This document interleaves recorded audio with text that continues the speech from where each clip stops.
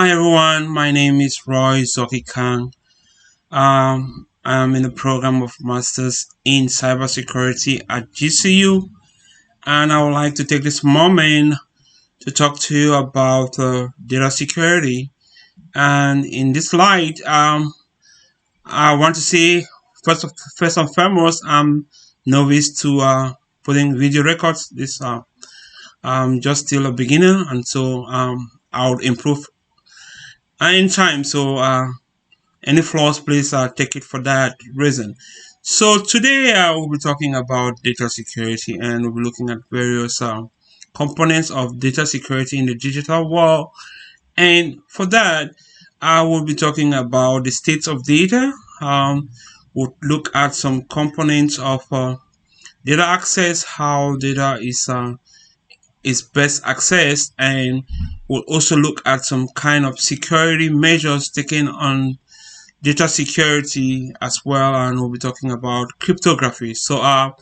Let's start with looking at how the states of data and now term it mobility of data. So data has different states. It is either at rest, it's in use, or it's in transit.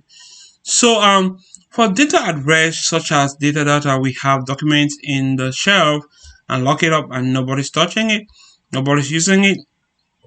In the digital world, uh, data at rest is data that sits or lies in the physical storage device. It can include disks, hard drives, database file systems, and other local storages or other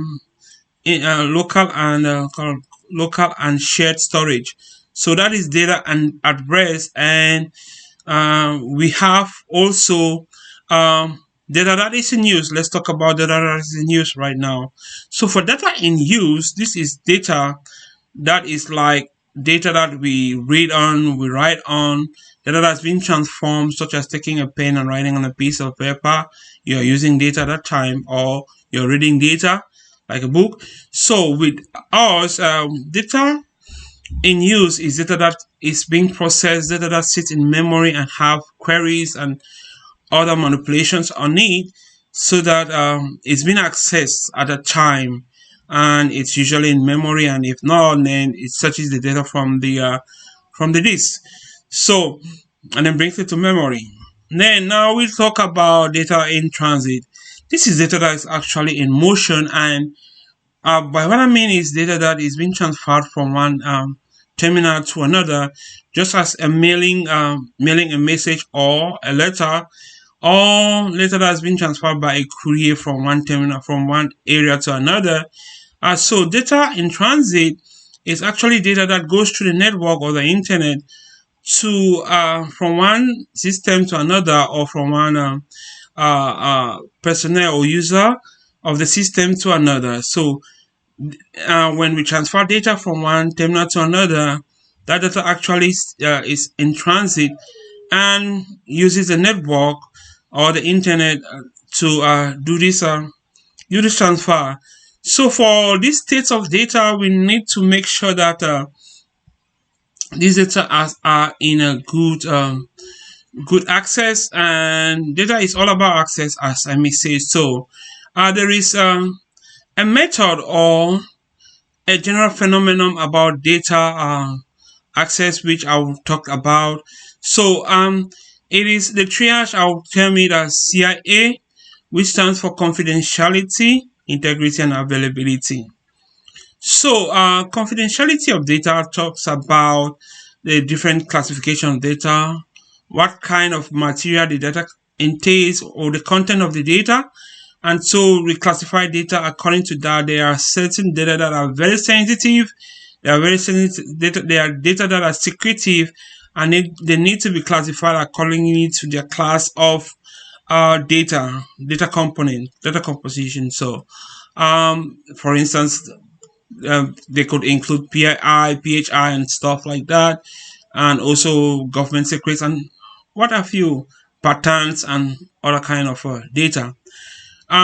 Data now integrity is all about keeping data safe, keeping data in integral integrity, so that data stays secured.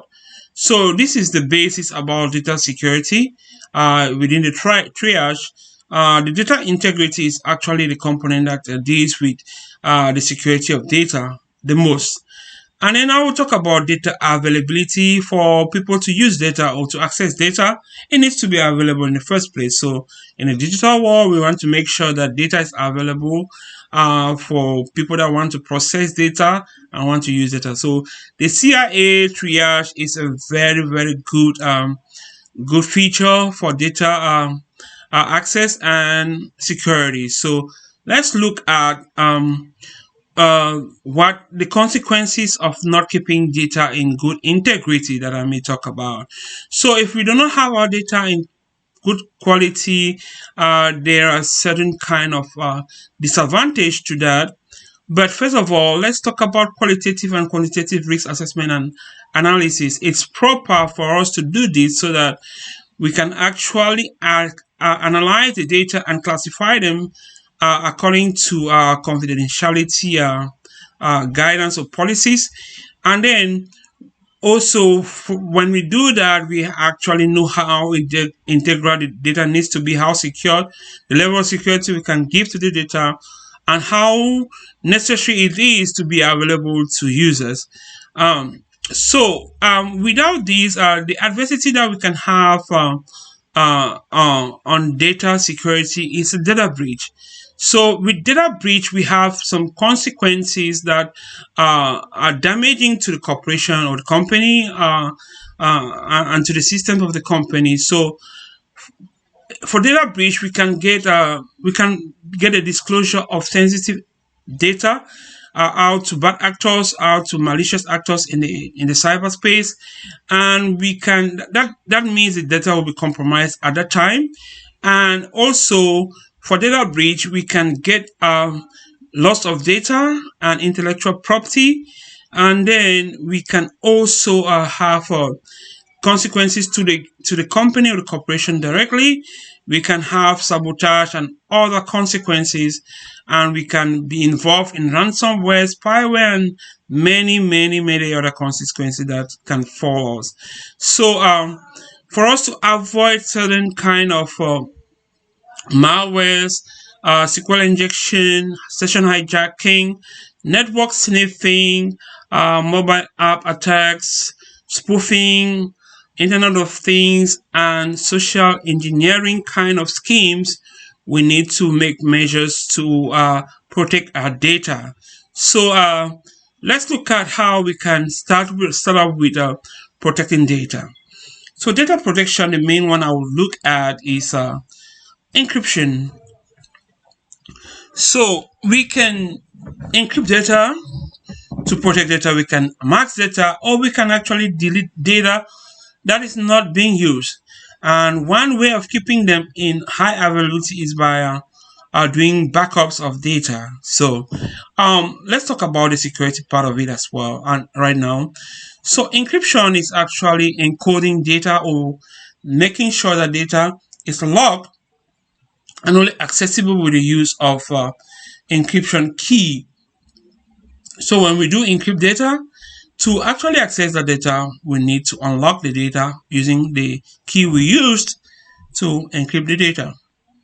And then let's talk about data masking. Data masking is a component, it's a nice feature in data security in that we can actually mask data so that it's not clearly visible or understood by cyber criminals, and then to make sure that they don't get the actual details about the data that we have.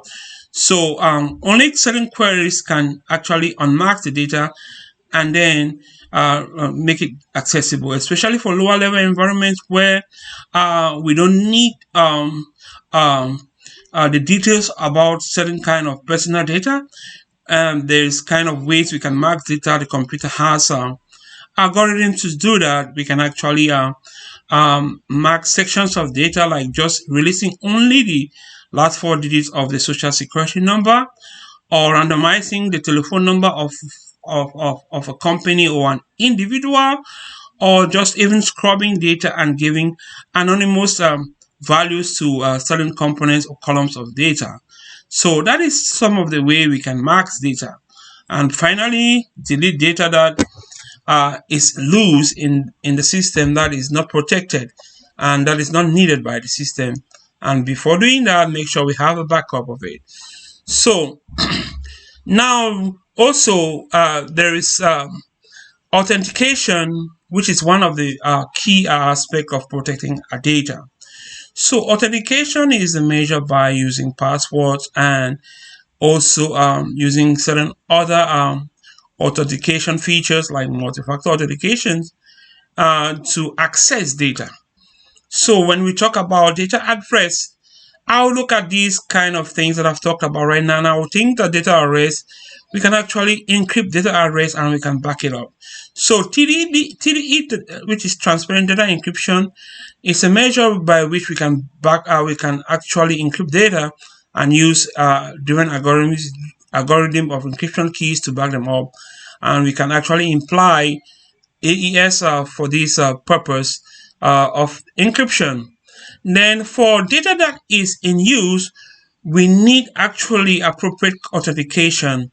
For people that want to transform data, that want to use data, we need that there is some level of authentication and there is a level of privilege enhancement to various category and level of users, so that only users only get access to that extent that are needed in data, so that they don't have more than what they need that can lead to intrusion or corruption of data.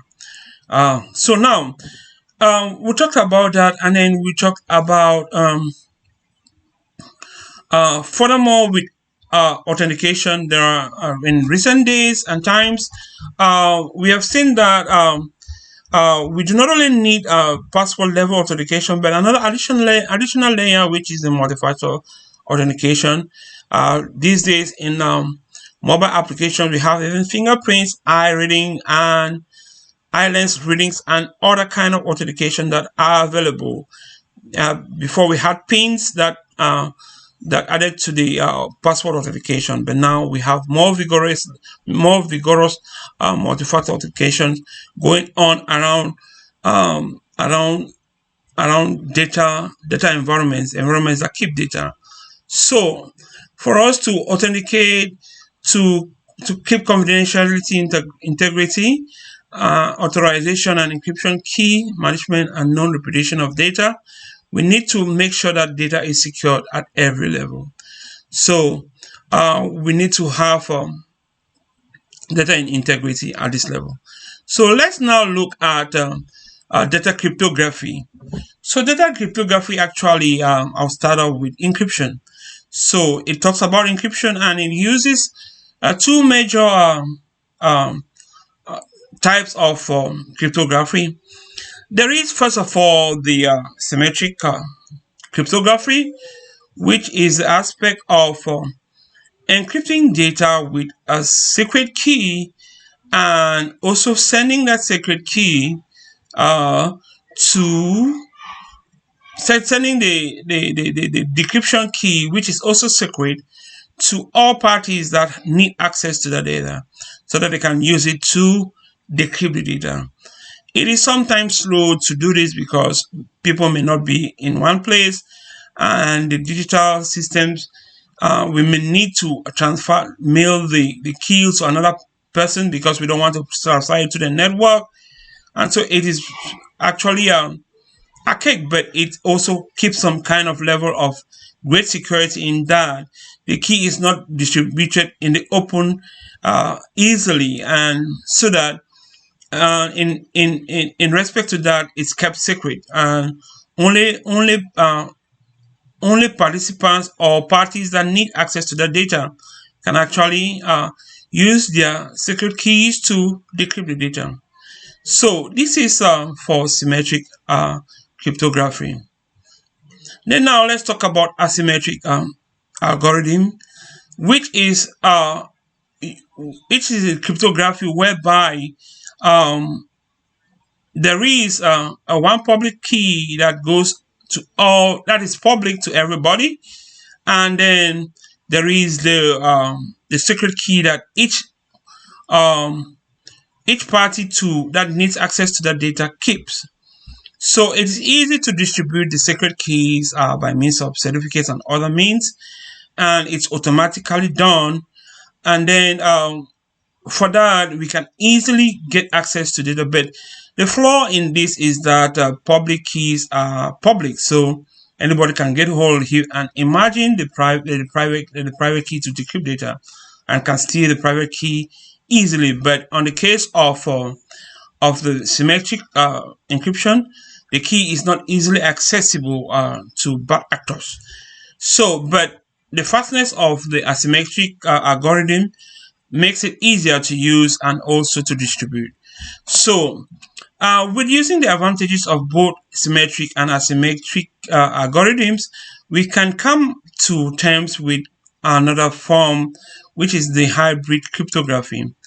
In this hybrid cryptography, I would just feature it as one. The encryption, the symmetric key can be used to encrypt data, and then the asymmetric key can be used to encrypt the symmetric key. So the symmetric key encrypts the data, and then the asymmetric key encrypts the symmetric key, and then that means that the distribution of the symmetric key will be faster and vigorous, and it will easily reach every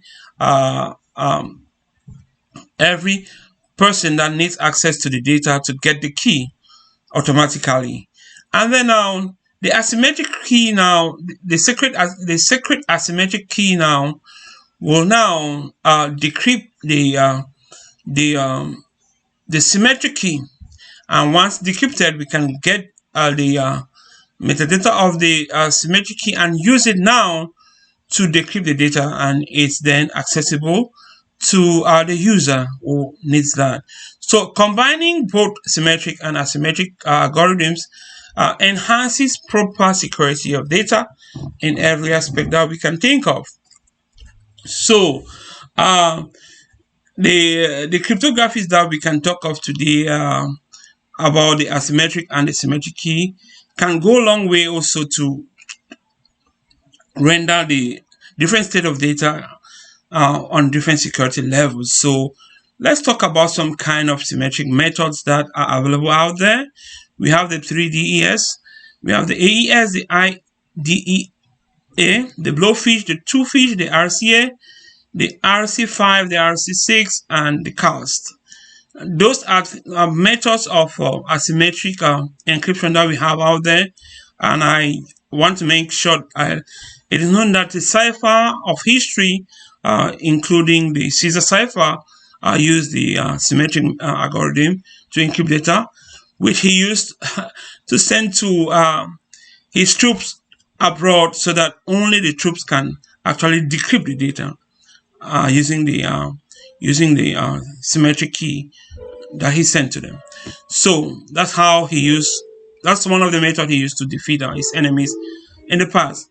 So now let's talk about some other types of asymmetric methods. We have the RSA, we have the gamma, the ECC, the Knapjack, the DSA, and the zero knowledge proof. So those are the kind of key of methods that we use for the asymmetric and the symmetric and the asymmetric algorithms for cryptography. And for use for the network purpose and for internet, where the most of cyber actors and cyber criminals do their kind of schemes, we have some components that have been developed in the past and being evolved. We have the SSH, which is a secure server host, which actually grants us security when we're logging in from a remote server, and then logging into a remote server. We have the secure socket log, which is also part of it, and the internet protocol security IP SEC is one of it that has that protects security between two systems. And then for the website, web pages, we have the hypertext transfer protocols, the different types of them. And for me, I will go best with the HTTPS, which is a secured HTTP. So those are some of the measures that we keep to secure our data, and this can actually help us to fight against cyber attacks and other kind of malicious activities that go on in the internet, on the physical devices, and be it coming from insider or from the outsider attack. So with that, I think today I can run up with my conclusion that for us to keep data in confidentiality, integrity, and availability, we need to actually imply and use cryptography to protect data. And data at rest, data in use, and data in motion all needs protection. So thank you for watching, and I look forward to seeing you also in my next video. Thanks. Have a blessed day. Bye.